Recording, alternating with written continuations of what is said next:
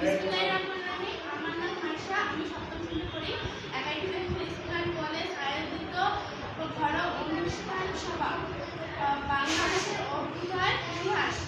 আমার সামনে উপস্থিত পরিচালক স্যার, অধ্যক্ষ স্যার, শিক্ষক শিক্ষিকা আর সবাই শিক্ষক।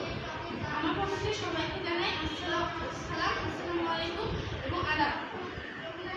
বাংলাদেশের অভ্যুদয়ের ইতিহাসের পেছনে অনেকগুলো কারণ আছে, যার মধ্যে হলো 1971 সাল মুক্তিযুদ্ধ, 1969 সালে গণঅভ্যুত্থান, 1966 সালে স্বাধীনতা আন্দোলন আর অন্যান্য আন্দোলন আছে।